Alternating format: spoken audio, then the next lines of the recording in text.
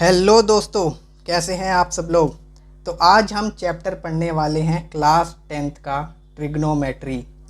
Class 10th का 8th chapter है। बहुत ही इम्पॉर्टेंट चैप्टर है ये क्लास 10th की मैथमेटिक्स में। और कुछ लोगों को डर बना रहता है ये बहुत ही मुश्किल चैप्टर है।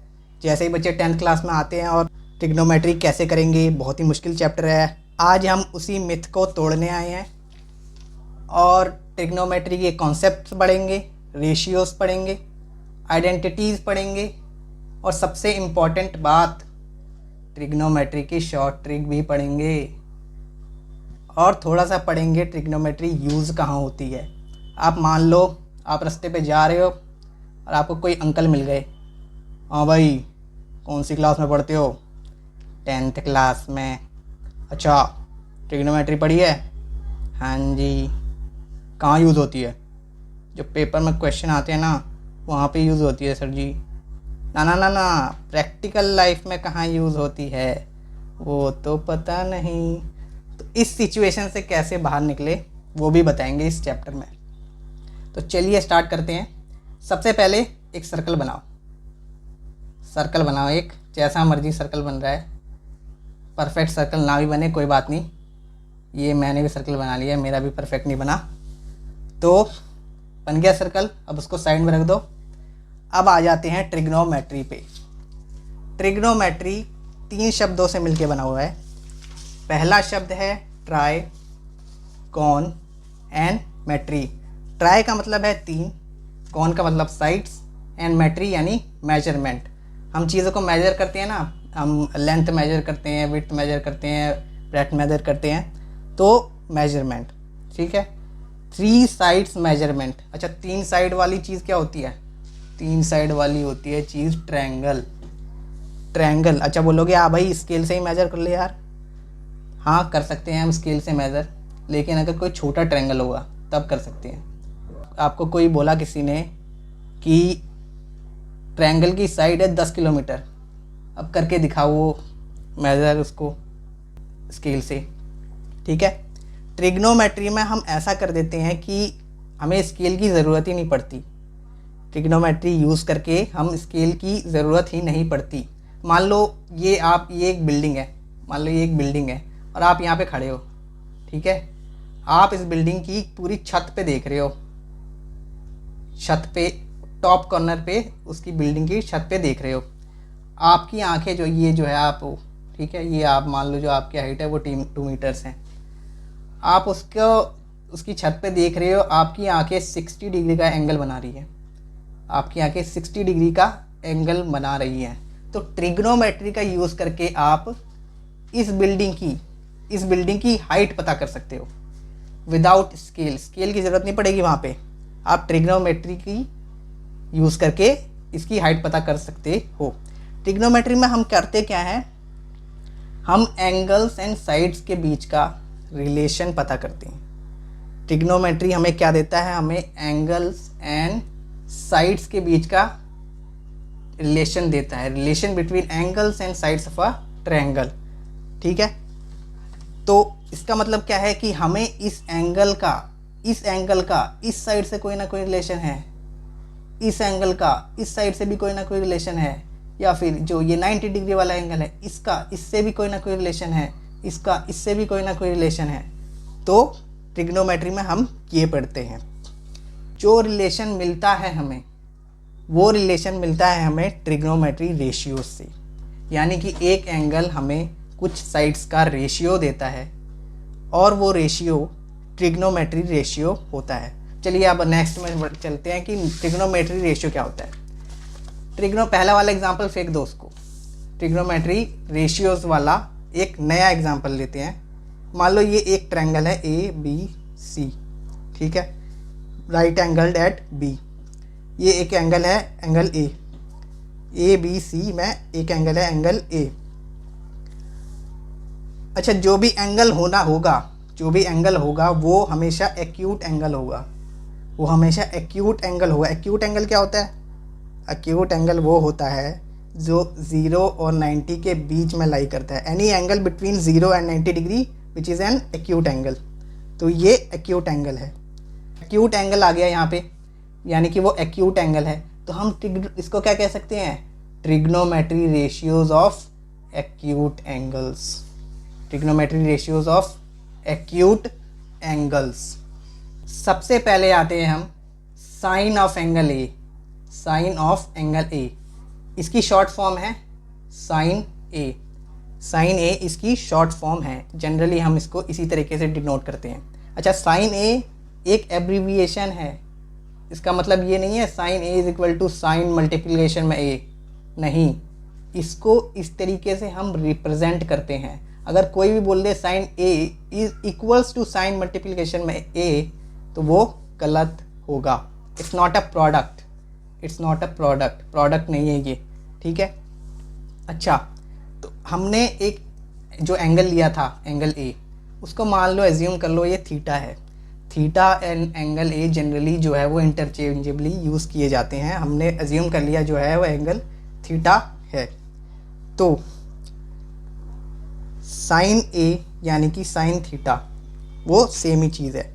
अच्छा, जो भी एक्यूट एंगल होगा, हमने एज्यूम किया था एंगल ए जो है वो थीटा है, जो भी एक्यूट एंगल होगा उसके सामने वाली साइड, उसके सामने वाली साइड हमारी परपेंडिकुलर हो जाएगी, बिल्कुल उसके सामने वाली साइड परपेंडिकुलर हो जाएगी।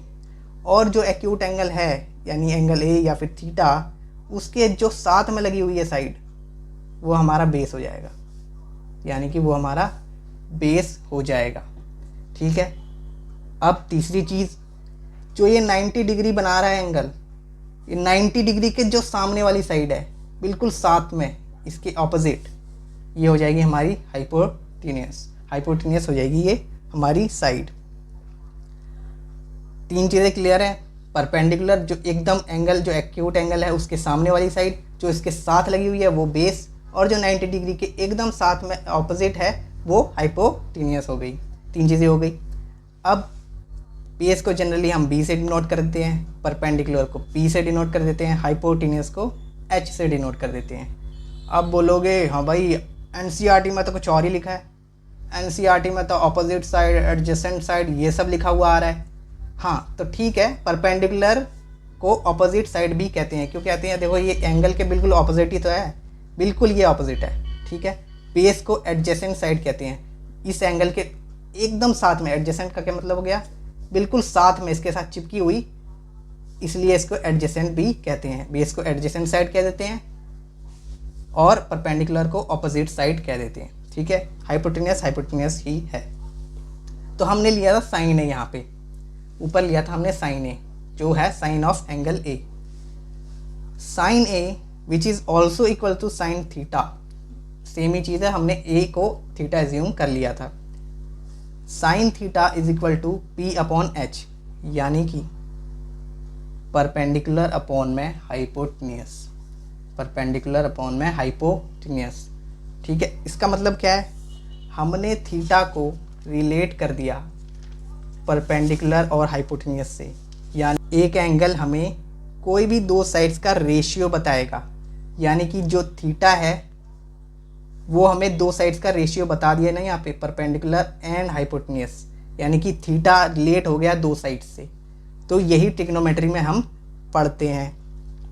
अब नेक्स्ट चीज़ आ गई कॉस ए, यानी कि cosine of angle A. Cosine is full form of cos A, ठीक है। Cosine is full form of cos. So cosine of angle A और cos theta, cos A, cos theta and which is also cosine of angle A। cos theta क्या होता है? cos theta होता है base upon hypotenuse. cos theta होता है base upon में hypotenuse. यहाँ पे अगेन हमने थीटा को जो दो साइड से रिलेट कर दिया, यानी कि जो थीटा है एक एंगल है, हमें दो साइड्स का रेशियो बता रहा है, दो साइड्स का वो रेशियो बता रहा है, और हमने थीटा को दो साइड से रिलेट कर दिया, ठीक है। तीसरा चीज़ है, तीसरा हमारे पास ट्रिग्नोमेट्री रेशियो है tan A। इसका मतलब tangent of angle A, tangent of angle A, tan A, tan theta, हमने ए को थीटा एज्यूम किया था। tan थीटा क्या बराबर होता है इसके? परपेंडिकुलर अपॉन में base, perpendicular upon base, tan theta is equal to perpendicular upon base. ठीक है, ये देखिए थोड़ा सा टाइम लगेगा इसको समझाने में, क्योंकि ट्रिग्नोमेट्री आपकी हमेशा यूज़ होगी। आप साइंस स्ट्रीम में लें, आपकी 11th-12th में ट्रिग्नोमेट्री यूज़ होगी, फिजिक्स में ट्रिग्नोमेट्री यूज़ होगी, आप कॉमर्स में जाएंगे तो भी आपकी ट्रिग्नोमेट्री मैथमेटिक्स के सब्जेक्ट में यूज़ होगी। तो थोड़ा सा इसको आप समझ ले तो बहुत ही ईजी बन जाएगा ये चैप्टर। मुश्किल चैप्टर नहीं है, बहुत ही ईजी चैप्टर है। तो चलो एक बार रिकैप कर लेते हैं। हमने क्या पढ़ा था कि इस ट्रायंगल में जो ये एंगल थीटा है वो इसके लिए एंगल थीटा के लिए ये परपेंडिकुलर है, BC परपेंडिकुलर है, AB इस एंगल थीटा के लिए बेस है, एंड ये जो है ये हाइपोटेनियस है, AC हाइपोटेनियस है। ठीक है, हमने 3 ट्रिग्नोमेट्री रेशियोज पढ़े थे, साइन थीटा परपेंडिकुलर अपॉन में hypotenuse, cos theta base upon में hypotenuse, and tan theta perpendicular upon में बेस। ठीक है, 3 चीज़ें यहाँ पे ये हो गई। अब आप कहोगे बहुत हो गया, शॉर्ट ट्रिक बताओ यार। शॉर्ट ट्रिक, हम तो शॉर्ट ट्रिक ले आए थे। रुको, थोड़ा सा कॉन्सेप्ट इसको पढ़ लो। शॉर्ट ट्रिक भी बहुत ही आसानी से उसके बाद आ जाएगी। 3 से 4 चीज़ें और हैं इसमें, वो हम अगली वीडियो में पढ़ेंगे।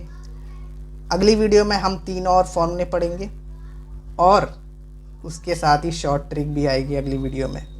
ठीक है, अब इतनी देर तक आ ही गए हो तो 1 मिनट और रुक जाओ। आज से हम स्टार्ट करने जा रहे हैं एक सेगमेंट जो कि है कौन बनेगा मैथमेटिशियन 7 करोड़। इसमें आप क्या करना है, इसमें आप मुझसे कोई भी सवाल पूछ सकते हैं। आपको कोई क्वेश्चन समझ में नहीं आ रहा, आपको कोई कॉन्सेप्ट समझ में नहीं आ रहा, आपको कोई किसी क्वेश्चन का स्टेप ही समझ में नहीं आ रहा, यार ये तो मेरे को आज तक समझ ही नहीं आया, ये होता कैसे है। ठीक है, चाहे वो किसी भी चैप्टर से हो सकता है, आपकी प्रीवियस क्लासेस से हो सकता है, 9th क्लास से हो सकता है। आप उस डाउट को मुझे भेज दीजिए, आप जो है, और मैं उसके लिए एक सेपरेट वीडियो बना दूंगा, आपको वो समझा दूंगा। आपको क्या करना है, आपको सिर्फ कमेंट सेक्शन में लिख देना है आपका जो भी डाउट है। आपका किसी क्वेश्चन में डाउट है, आपका किसी कॉन्सेप्ट में डाउट है, या किसी स्टेप में डाउट है, तो आप सिर्फ एक कमेंट सेक्शन में लिख दीजिए। उसके ऊपर मैं एक सेपरेट वीडियो बना दूंगा उस कॉन्सेप्ट को समझाते हुए। ठीक है, तो ये हो गई आज की हमारी वीडियो। नेक्स्ट वीडियो में हम बात करेंगे नेक्स्ट 3 फार्मूलाज की।